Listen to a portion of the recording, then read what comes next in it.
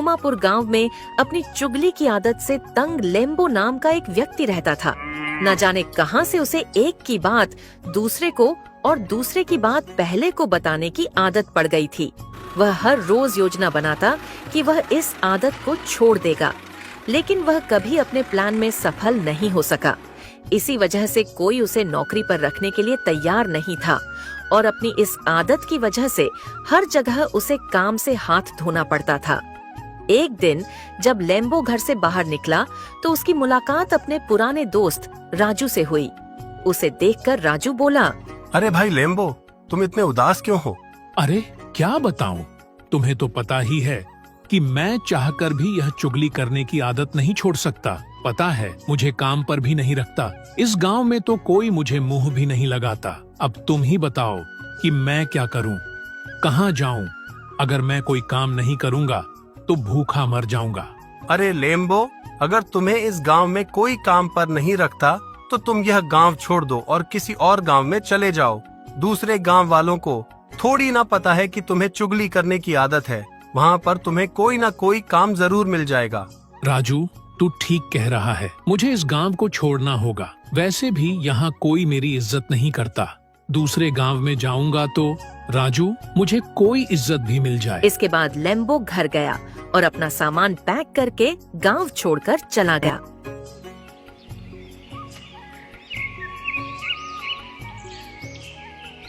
थोड़ी देर में वह एक जंगल में पहुंचा। हाय हाय, थक गया हूँ। ऐसा करता हूँ कि कुछ देर यहीं इस पेड़ के नीचे आराम कर लेता हूँ, फिर अगले रास्ते को तय करूँगा। कुछ देर आराम करने के बाद लेम्बो वहाँ से उठा और फिर अपनी मंजिल की तरफ चलने लगा और आखिरकार वह गांव पहुँच गया। गांव में पहुंचकर उसने कुछ लोगों से पूछा कि यहाँ किसी को नौकर की जरूरत है क्या। तभी उसे एक आदमी ने एक किसान के बारे में बताया। लेम्बो खुशी खुशी किसान के घर की ओर चल पड़ा। किसान के घर पहुंचकर लेम्बो बोला, सलाम साहब, मैंने सुना है कि आपको एक नौकर की जरूरत है। अरे हाँ, जरूरत तो थी, लेकिन अब मेरा मन नहीं कर रहा क्योंकि इतना ज्यादा काम तो नहीं होता कि मैं नौकर रखूं। देखिए साहब, आप मुझे मुफ्त में काम पर रख लो। बस मुझे कपड़ा, जूती और 3 वक्त का खाना दे देना। मैं आपसे तनख्वाह नहीं मांगूंगा। उसकी बात सुनकर किसान सोचने लगा, अरे वाह, लगता है आज कोई पागल हाथ चढ़ गया है। ऐसा करता हूँ, इसे काम पर रख लेता हूँ। मेरे साथ काम भी करवा दिया करेगा और बदले में तनख्वाह भी नहीं लेगा। हाँ भाई, ठीक है, मैं तुम्हें इस तनख्वाह पर काम पर रख लेता हूँ। क्या तुम्हारी कोई और शर्त तो नहीं है? साहब, मेरी एक और शर्त है कि मैं 6 महीने बाद आपकी एक चुगली करूंगा। अगर आपको मेरी शर्त मंजूर है तो आप मुझे 3 वक्त का खाना, कपड़ा, जूती और 6 महीने बाद एक चुगली की तनख्वाह पर काम पर रख सकते हैं। उसकी बात सुनकर किसान सोचने लगा, अरे ये 6 महीने बाद मेरी एक चुगली करके मेरा क्या उखाड़ लेगा। ऐसा करता हूँ, इसे काम पर रख लेता हूँ। ठीक है भाई, ठीक है, चल तू साथ वाले कमरे में जाकर आराम कर ले और सुबह से हम खेतों में चलेंगे। मुझे तेरी सभी शर्तें मंजूर हैं। लेम्बो इस बात से बहुत खुश हुआ और जाकर पास वाले कमरे में सो गया।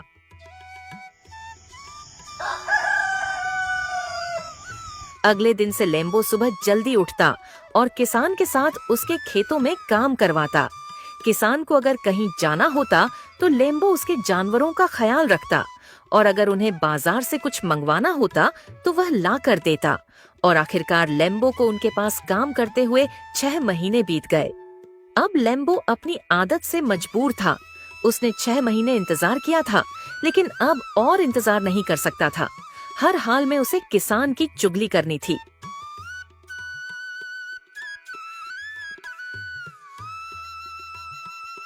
एक दिन जब किसान खेतों में फसल कटवा रहा था, तभी लेम्बो ने मौका देखकर किसान की पत्नी से कहा, अरे मालकिन, अगर आप बुरा ना माने तो आपको एक बात बताऊं। अरे हाँ हाँ, लेम्बो बताओ, इसमें पूछने की क्या बात है? मालकिन, मुझे समझ नहीं आ रहा कि मैं यह बात आपसे कैसे कहूं। मालकिन, दरअसल बात यह है कि मालिक को टीवीएन का रोग हो गया है और मालिक ने यह बात आपसे छिपा कर रखी हुई है। यहाँ तक कि यह बात मालिक के अलावा सिर्फ और सिर्फ मुझे ही पता है। अरे लेम्बो, तुम झूठ बोल रहे हो ना? अरे मालकिन, मैं इसी सोच में था कि आपको यह बात बताऊं या नहीं। और वैसे मुझे झूठ बोलने की क्या जरूरत है? इस बात में ना तो मेरा कोई फायदा है और ना ही मेरा कोई नुकसान। अगर मालिक कुछ दिनों में मर गया, इसमें नुकसान आपका या मालिक का ही है। हाँ, वैसे तुम ठीक कह रहे हो, इसमें तुम्हारा तो कोई फायदा या नुकसान नहीं है। देखो मालकिन, अगर आपको मेरी बात पर विश्वास नहीं आता तो आप खुद ही देख लेना। जब आप कल को मालिक को खाना देने जाओगी तो वहाँ जाकर देख लेना। देखो मालकिन, जिस किसी को भी टीवीएन का रोग होता है उसका शरीर नमकीन हो जाता। जब कल आप मालिक को खाना देने जाओगी तो किसी बहाने से उसके शरीर को चाट कर देख लेना। चुगलखोर लेम्बो किसान की पत्नी को भड़काकर खेतों की तरफ चल दिया और किसान के पास जाकर बोला, अरे मालिक, आप यहाँ हो, वहाँ गजब हो गया, गजब हो गया, मालिक गजब हो गया। अरे लैम्बो, तू इतना परेशान क्यों है? क्या हो गया है? मालिक, मालकिन पागल हो गई है। वो हर किसी को काटने को दौड़ रही है। जो भी उनके पास जाता है या वह किसी के पास जाती है तो उसे काटने के लिए दौड़ती है। अरे क्या कह रहा है? तेरा दिमाग तो ठीक है, ऐसे कैसे पागल हो गई है? अगर आपको मेरी बात पर विश्वास नहीं आता तो जब वो दोपहर को आपको खाना देने आएंगी तो आप फिर देख लेना। ठीक है, वैसे भी अभी यहाँ पर फसल पड़ी है, इसी वजह से मैं गांव से जा नहीं सकता। जब वो खाना देने आएगी तब मैं देख लूंगा। लेम्बो अपने मालिक को भड़काकर वहाँ से उसके ससुराल वालों के पास चला गया और जाकर बोला, अरे कैसे लोग हो, तुम पे लानत है, तुम्हारे जैसे भाइयों पर। अगर मेरी बहन होती तो मैं उसे पलकों पर बिठा कर रखता, लेकिन वहाँ तुम्हारी बहन, उसका तो पूछो ही मत। अरे अरे, कौन है तू और क्या बकवास कर रहा है? क्या हुआ हमारी बहन को? अरे तुम्हारा बहनोई हर रोज तुम्हारी बहन को मारता पीटता है और देखता भी नहीं कि क्या उठाकर मार रहा है। जो भी हाथ में आता है दे मारता है। तुम्हारी बहन बेचारी मरने के करीब आ गई। ये कैसे हो सकता है? उन दोनों का तो आपस में इतना प्यार है और हम तेरी बात पर यकीन कैसे कर लें? अरे अगर तुम्हें मेरी बात पर विश्वास नहीं आता तो कल दोपहर को आपकी बहन खाना देने जाएगी, तब तुम वहाँ जाकर देख लेना कि वो उसे मारता है या नहीं। ठीक है, हम कल वहां चले जाएंगे, लेकिन अगर यह बात झूठ निकली तो हम तेरा गला काट कर तुझे उल्टा लटका देंगे। किसान के ससुराल वालों को भड़का कर भी उसे चैन नहीं आया तो लेम्बो किसान के भाइयों के पास चला गया। किसान के भाइयों के पास जाकर लेम्बो बोला, अरे कैसे भाई हो, तुम लोग शर्म आनी चाहिए। तुम्हें लानत है तुम्हारे जैसे भाइयों पर। अगर तुम्हारी जगह मैं होता उनको मार मार के भरता बना देता। अरे भाई, कौन है तू? सांस तो ले ले। क्या हुआ और तू हमारे ऊपर लानत क्यों भेज रहा है? और तू किससे मारने की बात कर रहा है? अरे तुम लोग तो यहाँ अपनी जिंदगी आराम से गुजार रहे हो और वहाँ बेचारा तुम्हारा भाई उसको उसके साले जब मन चाहे आकर पीट देते हैं। अरे क्या उनकी इतनी हिम्मत कि वो हमारे भाई को मारते हैं? लेकिन हमारे भाई ने तो हमसे कभी इस बारे में बात नहीं की। अरे वह बेचारा तुमसे क्या कहेगा कि वह अपने सालों से मार खा रहा है, अपनी पत्नी के भाइयों से मार खा रहा है। अरे तुम्हें शर्म आनी चाहिए। और अगर तुम्हें मेरी बात पर विश्वास नहीं आता तो कल दोपहर को खेतों में जाकर देख लेना। हम कल वहां पहुंच जाएंगे, लेकिन अगर यह बात झूठ हुई तो हम तेरा वो हश्र करेंगे कि तेरी 7 पीढ़ियां याद रखेंगी। इसके बाद लेम्बो खुशी खुशी घर के लिए चल पड़ा। अगले दिन जब किसान की पत्नी दोपहर के समय उसे खाना देने पहुंची तो किसान के मन में लेम्बो की बातें घूम रही थी और उसे डर लग रहा था कि कहीं उसकी पत्नी उसे ही ना खा जाए। जब उसकी पत्नी खाना लेकर पहुंची तो उसके मन में लेम्बो की बात बार बार आ रही थी कि अगर तुम्हें देखना है कि तुम्हारा पति टीवीएन हो गया है तो उसके शरीर को चाट कर देख लेना। किसान की पत्नी ने खाना देने के बाद किसान का हाथ पकड़ने की कोशिश की, मगर किसान ने हाथ तुरंत पीछे कर लिया। मगर उसकी पत्नी ने चाट कर देखना था कि क्या वास्तव में किसान टीवीएन हो गया है। उसकी पत्नी ने फिर से किसान का हाथ पकड़ा और जैसे ही मुंह के पास ले जाने लगी, सच में पागल हो गई है। फिर किसान ने जूता उठाया और उसकी पिटाई शुरू कर दी। यह पूरा दृश्य खेत में छिपे हुए किसान के ससुराल वाले देख लिए।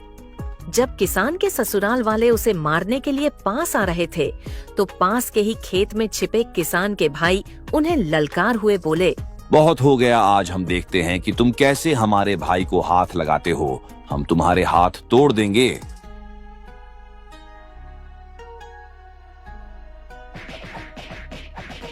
इसके बाद वहाँ एक युद्ध का मैदान बन गया। सभी आपस में काफी देर तक लड़ते रहे और एक दूसरे की जमकर पिटाई की। जब सभी लहूलुहान हो गए तो पास के खेतों में काम कर रहे लोगों ने उन्हें छुड़ाया और उनसे पूछा कि वे क्यों लड़ रहे हैं। सभी ने सारा मामला बताया। अब किसान और उसका पूरा परिवार लेम्बो को ढूंढ रहे थे, लेकिन लेम्बो तो कब का वह गांव छोड़कर भाग चुका था।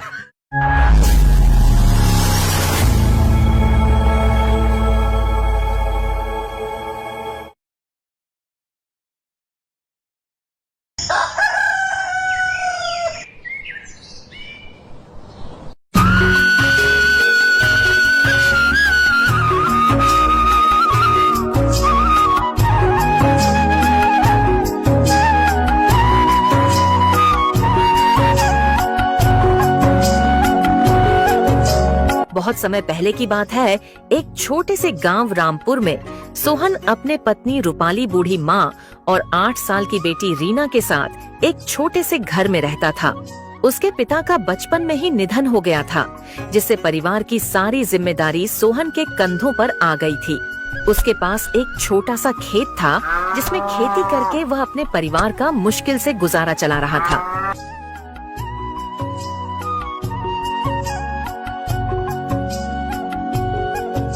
एक सुबह सोहन की माँ अचानक से बहुत बीमार हो जाती है। सोहन के पास इलाज के लिए इतने पैसे तो थे नहीं, तो उसको अपनी जमीन मजबूरन बेचनी पड़ती है। लेकिन किस्मत का खेल तो देखो, उसकी माँ का भी देहांत हो जाता है और जो थोड़ी बहुत जमीन थी उसके बिक जाने से सोहन की स्थिति पहले से भी दयनीय हो गई थी।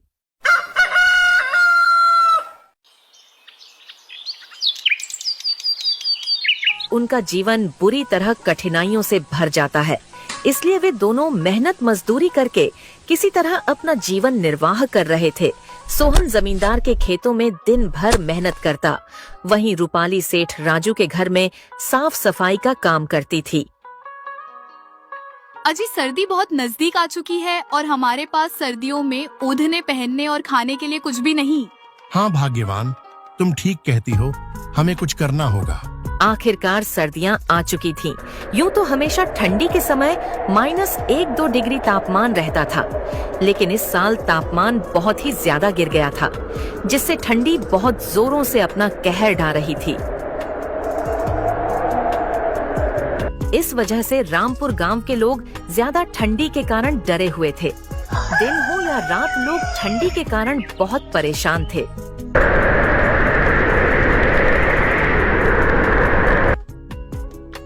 हे भगवान, यह कैसी लीला है। आपकी देख रही हो रूपाली, इस साल कितनी ज्यादा ठंडी पड़ रही है।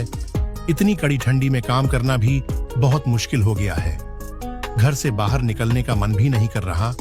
न जाने इस साल की ठंडी कैसे कटेगी। ठीक है रूपाली, अब मैं काम पर चलता हूँ, नहीं तो जमींदार गुस्सा करेगा। ठीक है।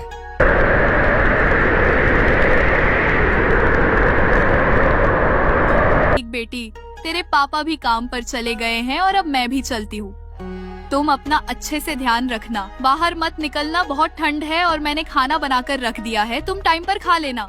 ठीक है मम्मी, मैं खा लूंगी, तुम टाइम पर घर आ जाना। इतना कहकर रूपाली वहाँ से काम के लिए निकल पड़ी। बाहर बहुत ज्यादा सर्दी थी। थोड़ी ही देर में रूपाली सेठ के घर पहुँच जाती है। सेठ का स्वभाव बेहद कठोर था। वह आग के पास खड़ा अपने नौकरों पर चिल्ला रहा था। तभी उसकी नजर रूपाली पर पड़ी और वह उस पर चिल्लाते हुए बोलता है, अरे रूपाली, तुम काम पर इतनी देरी से क्यों आ रही हो? मेरे आदमियों को ही देख लो, सुबह 4 बजे काम पर आ जाते हैं। लगता है तुम काम की कीमत नहीं समझती हो। माफ कीजिए सेठ जी, आज ठंड इतनी ज्यादा थी कि जल्दी उठ नहीं पाई, लेकिन आप फिक्र मत करो, मैं जल्दी जल्दी सब काम निपटा दूंगी। अच्छा, बहाना बनाने तो तुम्हें बहुत आता है। जाओ चुपचाप काम पर लग जाओ।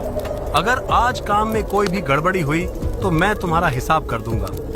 तुम्हारी जगह का काम करने वाले बहुत बैठे हैं। सेठ की यह बातें सुनकर रूपाली को बहुत दुख होता है, लेकिन वह कर भी क्या सकती थी, यह उसकी मजबूरी थी।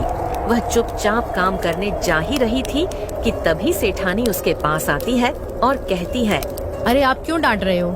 इस बेचारी को दिखता नहीं बाहर कितनी ठंड है, फिर भी यह काम पर आई है। यह भी तो इंसान है, इस पर आपको जरा सी भी दया नहीं आई। अरे भाग्यवान, इन लोगों को ज्यादा सर पर चढ़ाना ठीक नहीं है, नहीं तो ये कोई भी काम ठीक से नहीं करेंगे। रूपाली ने कुछ नहीं बोला और अपनी बच्ची के बारे में सोचते हुए चुपचाप काम पर लग गई। उधर सोहन ठंड से कांपते हुए जमींदार के खेत पर मजदूरी कर रहा था।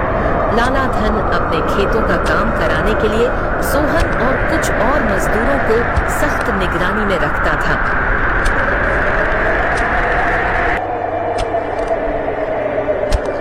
अरे ओ सोहन, काम ठीक से कर ले।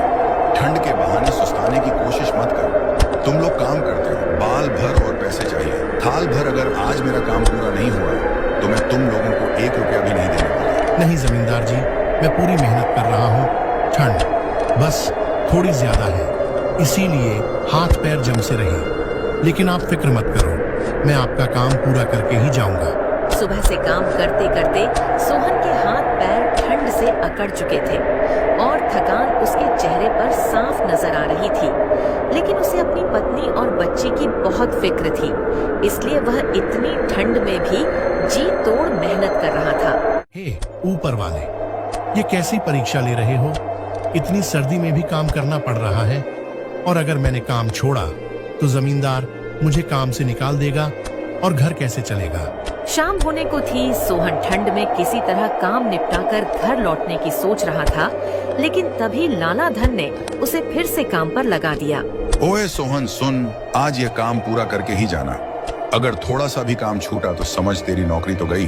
जी जमींदार, जैसा आप कहें। सोहन चुपचाप फिर से काम पर लग जाता है। वह बेचारा कर भी क्या सकता था, मजबूरी उससे यह सब करवा रही थी। और उधर रामपुर गांव में ठंड से सभी का बुरा हाल था। गांव का चौपाल, जहां अक्सर लोग बैठकर बातें किया करते थे, अब वह सोना पड़ा था और बेचारे गरीब लोग अपने अपने घरों में दुबक चुके थे। अब तो आग ही उनका एकमात्र सहारा था। गांव का बुजुर्ग हरिलाल, जो अक्सर गांव वालों को इकट्ठा कर कोई न कोई उपाय बताता था, इस बार भी चौपाल पर पहुंचा। उसने 4-5 लोगों को इकट्ठा करके कहा, सुनो, इस बार ठंड बहुत भयानक है। अगर हम सब मिलकर कोई उपाय नहीं करेंगे तो कई लोग इसकी चपेट में आ जाएंगे। हमें जंगल से और लकड़ियां लानी होंगी और हर घर में अलाव जलाने की व्यवस्था करनी होगी। लेकिन काका, इतनी ठंड में जंगल तक जाने की हिम्मत कौन करेगा? ठंड इतनी ज्यादा है कि हाथ पैर सुन पड़ रहे हैं और जंगल में सूखी लकड़ियां ढूंढने में भी बहुत समय लग जाएगा। अरे बेटा, डरने से कुछ नहीं होगा। हमें एक दूसरे की मदद करनी होगी। अगर हमने ठंड के आगे हार मान ली तो गांव के कई घरों के चूल्हे हमेशा के लिए ठंडे पड़ जाएंगे। फिर वे सब निर्णय लेते हैं कि सब लोग मिलकर जंगल से लकड़ियां लाकर सभी के घरों के आगे अलाव जलाएंगे, जिससे कि सर्दी से बचा जा सके। दिन ढल चुका था। सोहन अपना काम खत्म करके जमींदार के पास आता है और कहता है, लीजिए मालिक, मैंने सारा काम निपटा दिया है। मुझे कुछ पैसे चाहिए थे, वो मेरी बेटी के लिए सर्दी के कपड़े लेने थे। अरे अभी तो पूरा महीना भी नहीं हुआ और तुमको पैसे चाहिए? कुछ दिन इंतजार करो, फिर मिलेंगे पैसे। जमींदार की यह बात सुनकर बेचारा सोहन दुखी मन से घर की ओर चल पड़ता है और सोहन को घर पहुंचते पहुंचते रात हो जाती है। अजय, आगे आप इतनी देरी क्यों कर दी आने में? अरे भाग्यवान, वह जमींदार जी ने रोक लिया था और मैंने पैसे मांगे, वह भी नहीं दिए। अच्छा, कोई बात नहीं। आप सर्दी में कैसे ठिठुर रहे हो? आओ हाथ सेक लो। फिर रूपाली सोहन को रीना की तबीयत के बारे में बताती है। सोहन ने रीना के चेहरे की तरफ देखा तो उसका चेहरा सर्दी और खांसी से पूरा लाल हो गया है। इससे सोहन चिंता में डूब गया। हे भगवान, यह सर्दी तो अब बर्दाश्त के बाहर हो गई है और आज घर में अलाव जलाने के लिए लकड़ियां भी नहीं है। जमींदार जी ने देर तक रोक लिया, इसलिए लकड़ियां लेकर आने का समय नहीं मिला। मैंने सोचा था कि आज सेठ जी से कुछ मदद मांग लूंगी, लेकिन वो तो आज मुझ पर ही गुस्सा करने लगे। उन्होंने मेरी हालत तक नहीं देखी। राजू सेठ और लाला धन जैसे लोगों को हमारी तकलीफों से क्या मतलब? उनके घर तो हमेशा गर्म रहते हैं। हम गरीब लोग जैसे तैसे ठंड में भी अपना पेट पालने की कोशिश करते हैं, लेकिन यह लोग हमें इंसान तक नहीं समझते। रूपाली और सोहन आपस में बतिया रहे थे कि तभी अचानक से रीना की तबीयत बहुत बिगड़ जाती है और उसका चेहरा पूरी तरह से लाल हो जाता है। हे भगवान, मेरी बेटी को अचानक से क्या हो गया? जी देखो ना, या कैसे कर रही है। भाग्यवान, इसको बहुत तेज बुखार हो गया है। तुम बेटी का ख्याल रखना, मैं अभी वैद्य जी को लेकर आता हूँ। हाँ जी, मुझे बहुत डर लग रहा है। जी वैद्य जी को लेकर जल्दी आओ, उनके घर से थोड़ी लकड़ी भी ले आना। आधी रात का समय हो चुका था। बाहर सर्दी इतना कहर ढा रही थी कि पूछो ही मत। सोहन बहुत डरा हुआ था और इस भयानक ठंडी रात में वह वैद्य जी को लेने निकल पड़ता। पापा वैद्य जी को लेकर आते ही होंगे, तुम टेंशन मत लो बेटी, सब ठीक हो जाएगा। उधर सोहन घर से थोड़ी ही दूर निकला ही था कि रास्ते में बहुत जोरों से बारिश शुरू हो जाती है। सोहन चारों ओर चिंताओं से घिरा उस भयानक बारिश वाली रात में बिना रुके चलते ही जा रहा था। उधर रूपाली का दिल रीना की ऐसी हालत देखकर बहुत ज्यादा घबरा रहा था। रीना की आंखें धीरे धीरे बंद हो रही थी और उसका शरीर ठंडा पड़ने लगा।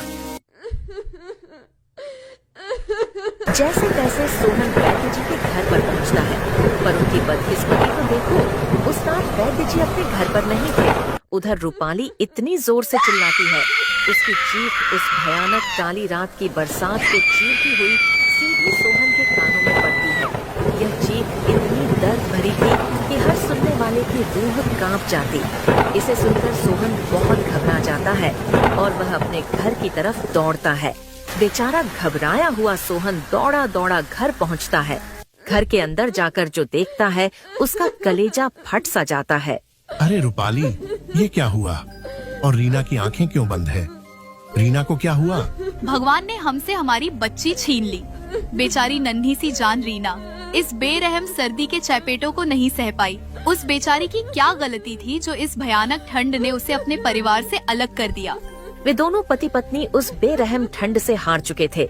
उन दोनों की वह दर्द भरी चीख उस तेज बरसात को चीरती हुई पूरे रामपुर गांव में गूंज रही थी। उस रात की ठंड बहुत भयानक थी, जो अच्छे खासे की जान ले ले। वे दोनों पति पत्नी उसको खोने का शोक मना रहे थे।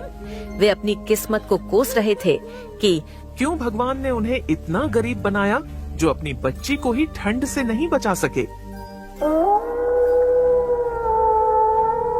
अगली सुबह गांव वाले सोहन के घर आते हैं। सोहन और रूपाली को अपनी बेटी के साथ घर के अंदर एक दूसरे का हाथ पकड़े ठंड से जम चुके पाया। उनके चेहरों पर एक अजीब सी शांति थी, मानो उन्होंने अपने बेटी के पास पहुंचकर सुकून पा लिया हो। रामपुर गांव के लिए यह एक और त्रासदी थी। ठंड ने एक और परिवार को खत्म कर दिया।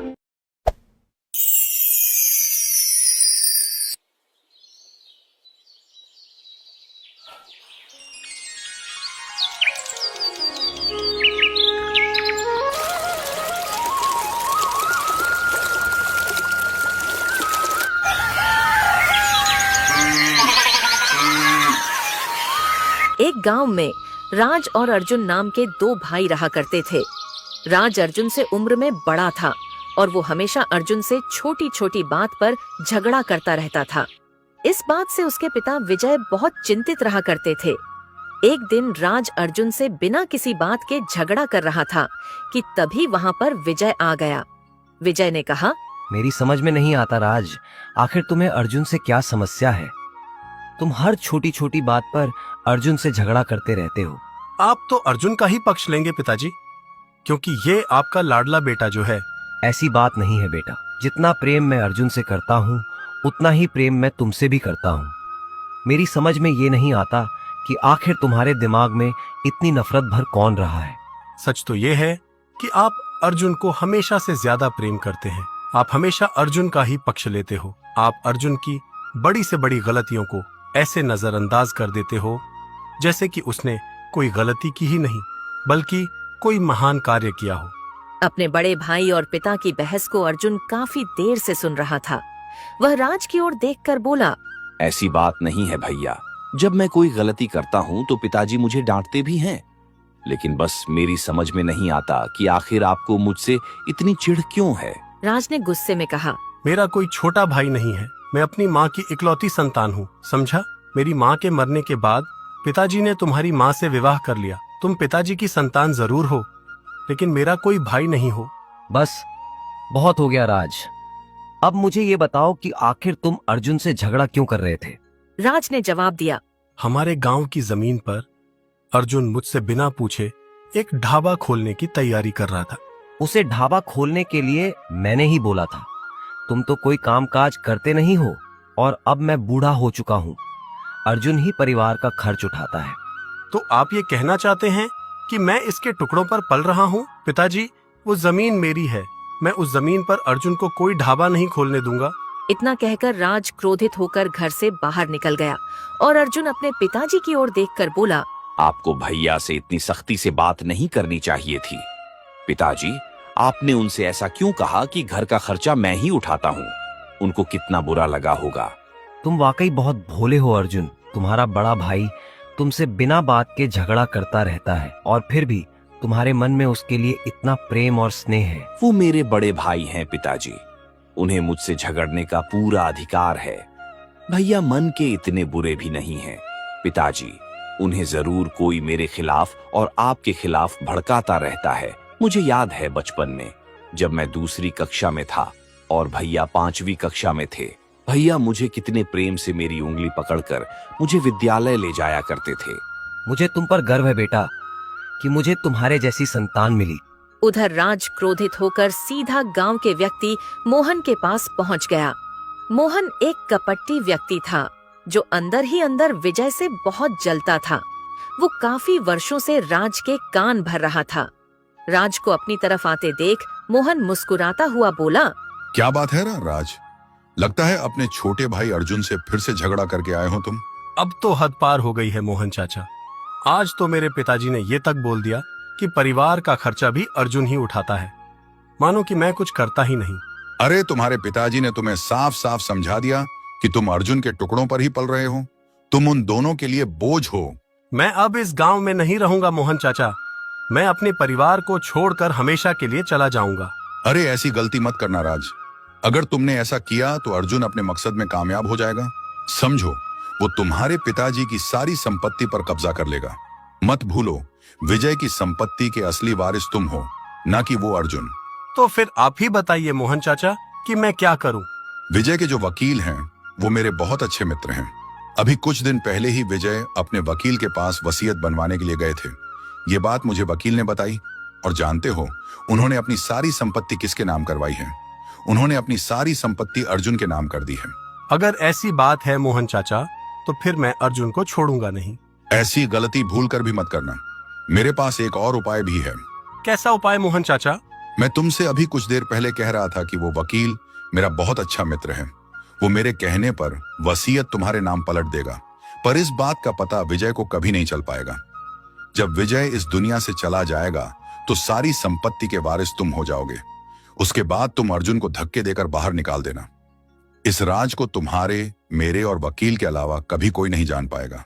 अगर तुम कहो तो मैं उस वकील से बात कर लेता हूँ। तुम्हारे पिताजी को पता भी नहीं चलेगा, और वो वकील वसीयत में सारी संपत्ति तुम्हारे नाम पलट देगा।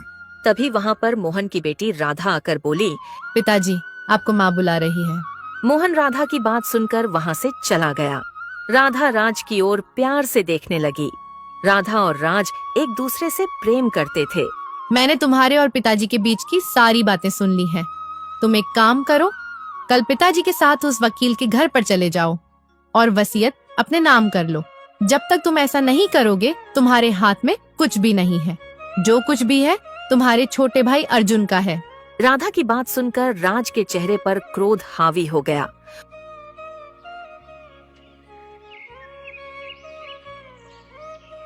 और अगले दिन वह मोहन के साथ अपने पिता के वकील के पास चला गया, जो शायद उन्हीं का इंतजार कर रहा था। वकील ने कहा, हाँ, मोहन का फोन आ गया था। राज, तुम आने वाले हो? हाँ, देखो, मैं तुम्हारे पिताजी की वसीयत तुम्हारे नाम पलट दूंगा, लेकिन मुझे तुम्हारी संपत्ति में से 20% हिस्सा चाहिए। 20%? कहीं आपका दिमाग खराब तो नहीं हो गया? आप जानते भी हैं कि आप क्या कह रहे हैं। ये रकम तो लाखों में पहुंच जाएगी। हाँ देखो राज, तुम्हारे पिताजी ने सारी वसीयत तुम्हारे छोटे भाई के नाम कर रखी है। अगर तुम मुझे 20% नहीं देना चाहते हो तो कोई बात नहीं, 3 दिन बाद तो तुम वैसे भी सड़क पर आने ही वाले हो। मैं आपकी बात का मतलब नहीं समझा। दरअसल तुम्हारे पिताजी को ब्लड कैंसर है और ये बात उन्होंने तुमसे और तुम्हारे छोटे भाई से छुपा रखी है। उनकी मेडिकल रिपोर्ट मेरे पास अभी भी रखी हुई है। ज्यादा से ज्यादा वो 3 दिन के मेहमान हैं। ये सोचने का समय नहीं है राज। इस वकील को 20% दे दो और सारी वसीयत अपने नाम करवा लो। 3 दिन बाद तो तुम्हारा पिता ऐसे ही मर जाएगा। तो यहाँ अपना अंगूठा लगा दो और टेंशन फ्री होकर अपने घर चले जाओ। वसीयत तुम्हारे पिताजी के मरने के बाद ही सुनाई जाएगी। राज ने अंगूठा लगाकर मोहन के साथ लौट आया।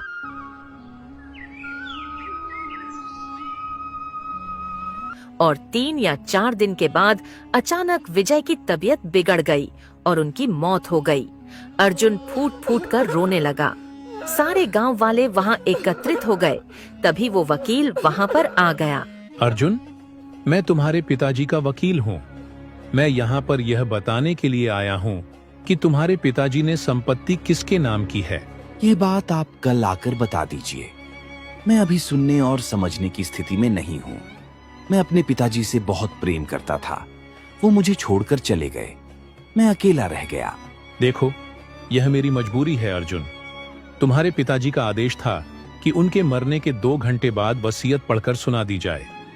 वसीयत के मुताबिक सारी संपत्ति उन्होंने तुम्हारे बड़े भाई के नाम कर दी है।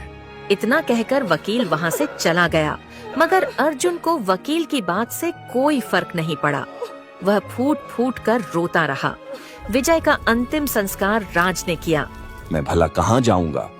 मेरा तो अब आपके अलावा संसार में कोई नहीं है। इस घर में तुम्हारे लिए कोई जगह नहीं है। इतना कहकर राज ने अर्जुन को धक्के देकर घर से बाहर निकाल दिया। अगले दिन राज ने राधा से धूमधाम से विवाह कर लिया। अर्जुन 2 दिन तक भूखा प्यासा दूसरे गांव में भटकता रहा कि तभी उसे खेतों में बना हुआ एक घर नजर आया। अर्जुन वहां पर चला गया। वह व्यक्ति अर्जुन की ओर देखकर बोला, अरे, मैं तो तुम्हें जानता हूँ। तुम विजय के ही पुत्र हो ना? हाँ, मैं उनका ही पुत्र हूँ। मेरा नाम सुखदेव है। मुझे 2 दिन पहले ही पता लगा कि विजय आप इस दुनिया में नहीं रहे, लेकिन राज ने तुम्हारे साथ अच्छा नहीं किया। ईश्वर उसे कभी माफ नहीं करेगा। अरे, आप तो मेरे पूरे परिवार को जानते हैं। उस दिन के बाद से उसी घर में अर्जुन रहने लगा। वह दिन भर खेतों में मेहनत करके आता और शाम के वक्त घर पर सो जाता। उधर राज एक दिन शाम के वक्त जब अपने घर पर लौटा तो उसने देखा कि मोहन और उसकी पत्नी उसी के बारे में बात कर रहे थे। राज चुपके से उनकी सारी बातें सुनने लगा। पिताजी, आपके कहने पर मैंने उस राज से विवाह कर लिया। अब तो सारी संपत्ति मैंने आपके नाम भी कर दी है। अब मुझे उससे छुटकारा दिलाइए। चिंता मत कर बेटी, मैं सही मौके की तलाश में हूँ। इस संपत्ति को हड़पने के लिए बरसों इंतजार किया है। मैं नहीं चाहता कि मेरी छोटी सी गलती मेरी वर्षों की मेहनत पर पानी फेर दे। मैं तो ये उपाय सोच रहा हूँ कि राज को जड़ से ही खत्म कर दिया जाए। ये सुनकर राज बुरी तरह से आश्चर्य में पड़ गया और क्रोधित होकर सीधा मोहन के सामने आकर बोला, मुझे तुमसे ये उम्मीद नहीं थी मोहन, पर इसका मतलब पिताजी सही कहते थे। तुम हमेशा मेरे परिवार के खिलाफ मेरे कान भरते रहते थे। और राधा, तुम तो मेरी पत्नी हो। काहे की पत्नी? मैंने सिर्फ पिताजी के कहने पर तुमसे विवाह किया है। निकल जाओ यहाँ से, इससे पहले कि मैं तुम्हें धक्के देकर बाहर निकाल दूं। मोहन और राधा ने राज को धक्के देकर घर से बाहर निकाल दिया। राज आंसुओं से भरा हुआ वहाँ से चला गया। उसे अपने पिताजी और छोटे भाई की बहुत याद आने लगी। कुछ दिनों तक राज ऐसे ही भटकता हुआ उसी जगह पर पहुँच गया जहाँ उसका छोटा भाई रह रहा था। तभी वहाँ पर एक कार आकर रुकी।